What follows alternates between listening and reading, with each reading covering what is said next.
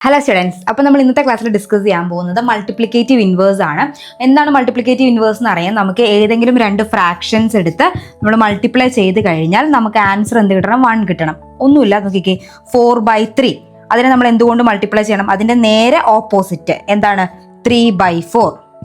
നോക്കിക്കേ, എല്ലാം കട്ട് ചെയ്ത് കഴിയുമ്പോൾ നമുക്ക് ആൻസർ എന്ത് കിട്ടും? 1 കിട്ടും. ഇങ്ങനെ എടുക്കുന്നതിന് നമ്മൾ ഒരു പേരും കൂടെ പറയും, അതാണ് എന്ത്? റെസിപ്രോക്കൽ അല്ലേ? റെസിപ്രോക്കൽ മൾട്ടിപ്ലിക്കേറ്റീവ് ഇൻവേഴ്സ് അല്ലേ? ഇത് പോസിറ്റീവ് നമ്പറിന്റെ ആണ്. അതുപോലെ തന്നെ നമുക്കൊരു നെഗറ്റീവ് നമ്പർ ആണെന്നുണ്ടെങ്കിൽ അതിന്റെയും എന്ത് തന്നെ എടുക്കാം? റെസിപ്രോക്കൽ എടുക്കാം. അത് ഞാൻ കാണിച്ചു തരാം. ഓക്കെ, അപ്പോൾ ഒരു നെഗറ്റീവ് നമ്പറിന്റെ ആണെങ്കിലോ, -3/4. എന്താ, നമ്മൾ നേരെ തിരിച്ചെടുക്കുക, വേറെ ഒന്നും ആലോചിക്കണ്ട. എങ്ങനെയാ? 4/-3. ഇത്ര ആലോചിച്ചാൽ മതി. നമ്മൾ കട്ട് ചെയ്യുമ്പോൾ നമുക്ക് ആൻസർ എന്ത് കിട്ടണം? 1 കിട്ടണം. അതുപോലെ വേണം നമ്മൾ എപ്പോഴും നമ്മുടെ സെക്കൻഡ് നമ്പർ എടുക്കുക. ആ സെക്കൻഡ് നമ്പർ നമ്മൾ എന്ത് പറയും? റെസിപ്രോക്കൽ.